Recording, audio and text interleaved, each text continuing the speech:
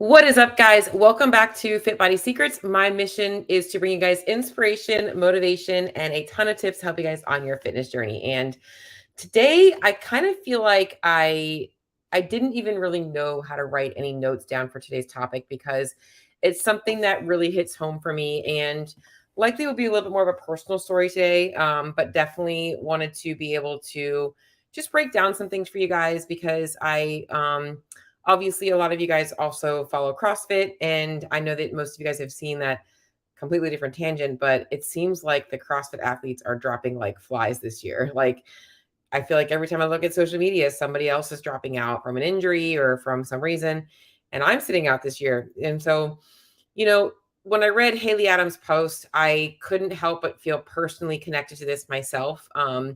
As somebody who has dealt with an eating disorder in the past, and I'm going to talk a little bit more about that today's episode, but more so wanted to just shed some light on some of the things that people don't really understand that is at the root cause of an eating disorder, along with the social pressures and things that might also lead somebody into an eating disorder. And even though somebody might look like they're super healthy and that they have everything going for them, it doesn't mean that they're so healthy inside. So, and there's a lot of things that people don't understand about that. And I really do feel very closely connected to that post and want to share that because I know that there's a lot of people out there that often question themselves and wonder like, man, am I like literally like walking down this path of like living. I like to call eating disorder life kind of like living in a prison. Like you really are living in a prison. You're like a prisoner to yourself, your own thoughts. And I want to really go into that today. And this may not interest you. It may interest you. I don't know. I know, Kenneth, you just said you're excited for this topic. And I'm going to try not to get too sciencey on it, and or not sciencey, but like more into the mental health stuff. But I really want people to understand that eating disorders are not just this, I want to be skinny or I'm afraid of getting fat. There's a lot more to living with an eating disorder that people really don't understand. And it's why it's so hard for people to let go of them. So I'm going to start by talking about Haley Adams because, and I actually was going to put her on the thumbnail and I couldn't do it because I'm like, you know what? That girl did something so brave, and I don't want people clicking on my thing.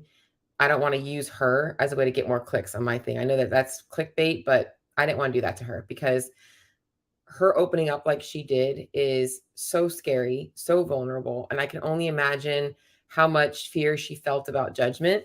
But I do want to really talk about this because it really did light a fire under my ass to talk about it. So her post yesterday said, let me just go to the top of it. Started CrossFit when I was 14 years old. It's been my everything for a very long time. Along that road of chasing a dream so hard, I slowly began to lose myself. With the immense pressure I felt, it started to affect me in negative ways. I no longer enjoyed the process. I became so hard on myself, what I looked like, and began placing all of my self-worth into what placement I got on the leaderboard. I've battled with an eating disorder and have struggled with my mental health ever since. I've suffered in silence, and because of the pressure to make everything seem okay, I keep a smile on my face. It's been a hard few years when every single day is a battle, but now it's time to put me first.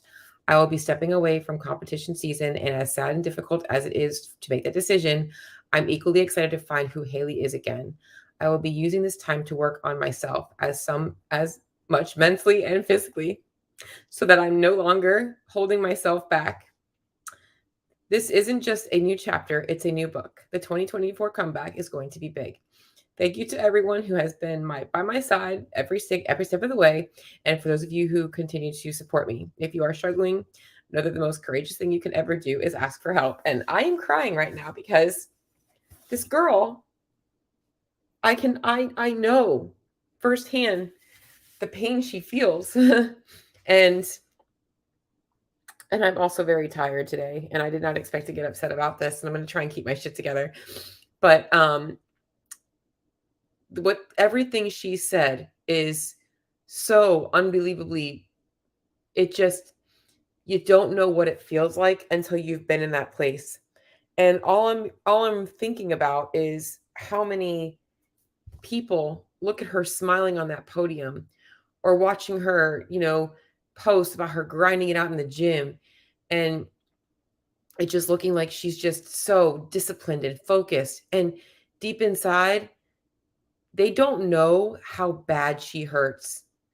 They don't know the fight every single morning when she wakes up. It's not just as simple as just eat some more oatmeal or just have a cookie or go eat a cheeseburger. That's not the problem. And by the way, we don't even know what type of eating disorder Haley is dealing with because there's multiple sides of eating disorders. But what I want to start with is talking about this first part of this is along that road of chasing a dream so hard, I slowly began to lose myself. With the immense pressure I felt, it started to affect me in negative ways. I no longer enjoyed the process. And I want to start by talking about the pressure, okay? Because whether you have an eating disorder, you don't, or you have these thoughts about yourself, okay? The pressure that people feel to be a certain way, to look a certain way, to perform a certain way can become something that drives them, but also that also sets them back. Okay. So I'm going to also talk to you guys a little bit about myself as well. Um, I struggled with anorexia for about 6 or 7 years from the time I was about 19 until right before I found CrossFit. And it was a very dark time in my life. I got down to about 80 pounds. I was barely eating, and I've made a podcast episode on this whole topic myself, but I'm not going to go into me too much. Um, and when I found CrossFit, just like her, it was that same thing. I found something that was like, I got this purpose and I want to compete and yada yada yada. But what I don't talk a lot about is a situation that happened to me in 2015. Is I had also, I'm going to talk about disordered eating versus eating disorder, by the way. But along finding CrossFit, I had kind of abandoned what I had known to be true about nutrition, looking at calories, macros, food quality, all those things, and walked into a community where it was like, just eat paleo and no gluten, no dairy, and zone. And I slowly became more like disordered in that I was relying on this thought that I didn't have to worry about calories and I could eat as much as I wanted of these foods. So my anorexia, not that it turned into binge eating, but I kind of felt in a way I was like, oh, I can eat as much as I want. And it wasn't really an eating disorder, but it was definitely disordered in my eating patterns. And I put on weight. Um, but what I wanted to talk about was the pressure because in 2015, I decided that I was going to go team. It was the year that I helped, we qualified as a team for the CrossFit Games. And going into that season, and I don't want to get too much into the details because I don't want to place blame or anything like that. I had an immense pressure on me to be good enough for my teammates, whether that was self-imposed or driven from somebody else, doesn't really matter. But I felt the need that I had to be good enough for them. And in that way, I became somebody who wanted to be leaner, so that I could be fitter and in ability to control the things I couldn't control that season. My first year where no longer my athletic career was about me, it was also about others and I had to rely on others. I lost control and I did fall into a little bit of a spiral. But it's also why I became so passionate about what I teach is that I don't want people to walk into that. So as I'm saying all this, it's almost making me feel very vulnerable because I am a nutrition coach, and you're like, well, you're a nutrition coach and you don't have your shit together. Well, I want to talk about this is like eating disorders and you know dieting or disordered eating aren't the same thing. So when it comes to eating disorders, I think what most people think it is this like obsession with like you want to be smaller, you want to be leaner, you want to be, whatever it is. In reality, an eating disorder is just like any other coping mechanism. It's a way for people to distract themselves from something that they can't control. It's a way for them to cope with stress, emotions, um, avoid emotions. So oftentimes you'll even find there's a lot of similarities in the programs related to eating disorders that are also related to things like alcoholism and drug addiction because they're also very similar. Um, there's a lot of the similar pathways in the brain that are triggered by the habits and the behaviors. And it's very different than just, I want to look leaner. But the driving force behind them can look like a person is just trying to manipulate their body weight. And that was me in that year. I was trying to control, you know, the whole athletic season. I was so used to doing things on my terms, and I wasn't anymore. And I was also so pressured to be good enough for everybody else. I wanted to be stronger, I wanted to be fitter, I wanted to be just as good as everybody. And that drove me down that dark path. And so I just think that there's something to be said about this pressure that people get put on them. And I just felt, like I said, I don't really have notes for today, guys, because this is going to go off in a couple of different places. And I know that. Um, I felt compelled to share that with you guys today, because what she opened up with today was like, oh, I know that feeling. I know it firsthand. But what really made me want to come on here is that I feel like what people don't understand is that that pressure is so hard to like deal with. And you might not be a top level athlete, but you get it in your daily life, and you get it from social media, and you get it from the expectations of how you're supposed to look and how you're supposed to perform in your day, and all of these different things. And it all comes down to standards that are set by nobody else but you. What standards do you have for yourself? What do you want to live your life like?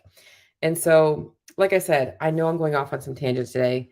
I already feel completely in a place of like emotional stuff here.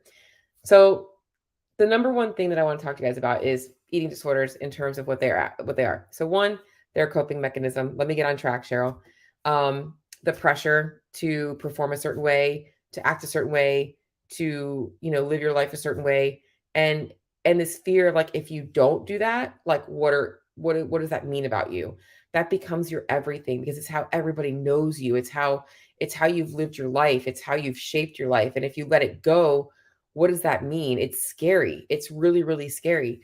And it starts off in a healthy way. And it sounds to me like she kind of realized at some point it no longer was healthy. It became obsessive. It became where, she could no longer stop the thoughts from eating her alive. And that's where you walk down this path of like, you're in this like vicious cycle of like, I just want to take a day and like just clear my head. But every day is another day where you're like, nope, I'm just going to keep doing the exact same thing. Okay. So pressure is the number one thing. Control is the second one. When you can't control other things, you're trying to find things to control. And then distractions from emotions and feelings that they are living with or you're living with. And this is a big one. It's like when I was really deep in my anorexia, that was me. I was distracting myself from the pain I was feeling. And I was just numbing myself with just, whatever I could do to absorb myself with food and exercise. Now, I want to start by talking a little bit about the difference between eating disorders and disordered eating, because I think it's very different than people think. But disordered eating is very, very, very common. Okay. Eating disorders, not as common. Disordered eating, very extremely common. In fact, I think in a room of 10 people, I would guess at least 7 people have eating disorder or disordered eating patterns. And what I mean by this is unhealthy relationship with food.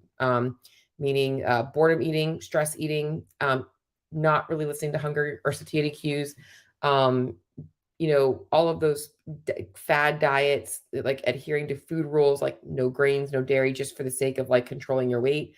And these are all disordered eating patterns. They can actually lead to eating disorders, but they're not an eating disorder. And the goal for these people really is to improve your relationship with food. And this is partly a big piece of why I do what I do. And it's hard whenever I have people that are dealing with these things, how much I want to help them, because I know that they're not living in the misery that I was living with in an eating disorder, but they're living pretty close to it. And they probably have a lot of those same thoughts and feelings. And I know it's miserable. And that part of what I teach is getting away from that. I think people think that macro tracking can be obsessive, but I think it all comes down to how you use it. I think people think that focusing on eating clean can be obsessive, but it all comes down to how you use it, everything in moderation. And I think that what I want people to get out of working with me is that they can live their life a little bit more flexibly, because living your life by rules and standards is good, but only if you can also sometimes realize that like they don't always have to apply. You can have breaks from those things. So um, the biggest difference between the eating disorders and disordered eating is going to be that when you have an eating disorder, it literally consumes your entire life. And this is likely where she was. It's probably why she was walking around with that half open smile, because it's literally you're completely obsessed with food. You're thinking about food all the time.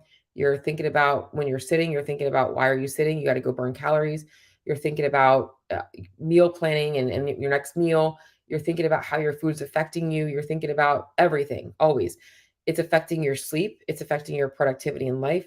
It affects your relationships. It affects everything. You no longer live for you. You are living for this eating disorder. And when I was in treatment, they actually had us give it a name. It was almost like a separate entity. It was almost like it wasn't us. It was like a multiple personality. And we were kind of told to identify it that way because it wasn't really our logical thinking. It was definitely more of a second personality that we were like following or abiding by. And it's just people just assume that it's just this focus on being skinny. Um, in reality, eating disorders are a mental condition. And what Haley was experiencing was likely depression and anxiety about performance, about living up to other people's standards, about living up to her own standards, about wanting to be the best. And all of that stuff probably just spiraled her. And I'm assuming things, right? I'm not Haley Adams, going by my own experiences. And like I said, really feeling connected to this post, I know that's what I felt. I felt like I was disconnected from myself. And I had all of these things that I really wanted and didn't even realize it was happening. It just happened so subtly. Um, I think the second piece about this that I want to talk about, and I don't want to call it body dysmorphia because I think body dysmorphia is more of like a overly focused, on, your body in terms of like you're looking in the mirror all the time, and like checking yourself. But I think more so just like a disassociation of how we actually look versus how other people see us is how we think we look versus how other people see us is very common as well. So, you might walk around and other people are like, "Whoa, you're super lean," and you're like, "I'm not that lean. Like, I could definitely not. I'm not that lean." Like that happens a lot in my own life. So I know that I have a little bit of disconnect from how I actually look, and that's why I'm sharing this not from Haley, but from my perspective is that what I deal with is a little bit of that. And I will say this is when it comes to eating disorders, and why I'm going to say this is you don't ever get rid of it. It's not like you have an eating disorder and then like suddenly you don't. It's always going to be there. Like even if you struggle with depression and anxiety, it's not like you had depression and anxiety and then you all of a sudden don't have it again. You are always going to have that in the back of your head. What changes is your behaviors and how you react to it and how you understand those thoughts. And I would like to say that I'm very proud of myself, that I've done a lot of work to work on my mental health. And I'm very proud of Haley Adams for taking this year to do so, because I know it's not easy. But it's also why I still have a nutrition coach, because I know that I need that person to kind of keep me accountable. It's very easy for me to fall back into old patterns. But it just definitely, I want people to understand a little bit more about what she's going through from a perspective of somebody who has been there. Um, and relating it to you guys as well is that, I don't want people to think that it's not. So it's funny because most of my clientele are looking to lose body fat. And so their goal is fat loss. So they're going to be focusing on fat loss. That's okay. Okay. Like that's not a disordered thought. You cleaning up your diet, tracking your calories and macros is not a negative thing for your mental health. However, if it becomes where you no longer are going out with your friends because you're like, I can't eat out, or you're, so obsessed with your nutrition and your training that you're no longer enjoying yourself, then it can go a little bit off. And this is where it's kind of like going off on a tangent, but like with CrossFit athletes, it's hard because the dedication you need to be at the top level of the sport does require a lot of structure and a lot of, Matt Fraser talks about how many things he missed in his own life. Did he have a disordered eating pattern? Who knows, but when you're driven to do something, like you give it 100%. So it's really hard to just differentiate, giving that 100% into a goal versus like, I'm obsessed with this and it's now negatively impacting my life. So, and I think that's the main thing is that when you're, doing things, is like asking yourself, is this making me a happier person or is it making me miserable? And that's the big trick, I think, for what Haley had opened up about, is that it was no longer serving her in a positive way. And I understand and relate to that 100%. And I know that that's really hard. So I know this is like a lot of just chitter chatter because it definitely is hitting home for me. And I'm just going to go over to the, that doing, dang, hate that I'm going to miss live. No worries, Corey. I do think, Corey, I do think that she will definitely come back stronger. I think that kind of body dysmorphia happens a lot with CrossFit Talk. So this is so true. And this is part of my episode topic today is I honestly think that I love CrossFit, and I do. But one of the things that really drove me to want to lose weight when I was back in 2050 was like, I hated the fact that everybody else had abs and I didn't.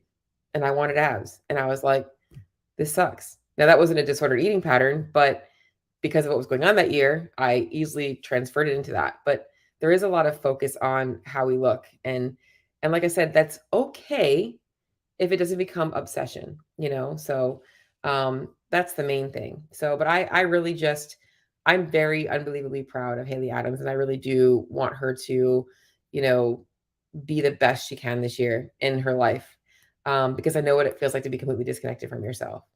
So going into some stuff for you guys now, as I've just talked a little bit about me and this eating disorder thing and gotten off on like 5 million tangents, because like I said, this is a topic that I felt like I just wanted to rant about, like no real structure, just needed to talk about it. Is I want to share some things that you guys can be doing in your day to make sure that what you're doing is aligning with the person you want to be. And that's why I'm always focused on, even with my clients, you got to enjoy the journey. It's not about strict structure. It's not about, you know, never being able to take time off from your diet, quote unquote. It's about living your life. Is you have to enjoy the process. And you have to realize that if you are not allowing yourself the flexibility to enjoy yourself, it's not worth it. And often with my clients who are, you know, maybe they've lost 20 pounds and they're like chasing the last 2 or 3 pounds, I'm like, it's not worth it, because I start to look at the changes in the way they're showing up with their check-ins with me. And I'm like, not worth it. You are happy where you're at. And getting any leaner is not going to make you any happier. And so it comes to finding that place of like, where you're like, you know what? I feel really good where I'm at. I'm not super shredded, but I can maintain this and be happy. And that's okay. I mean, being super shredded doesn't make you super happy. Doesn't make you super healthy either. And it's not going to change your relationships. It won't. I think a lot of people think that all of a sudden, if you lose weight or you do XYZ, that suddenly everything in your life is going to turn around and change. Nope.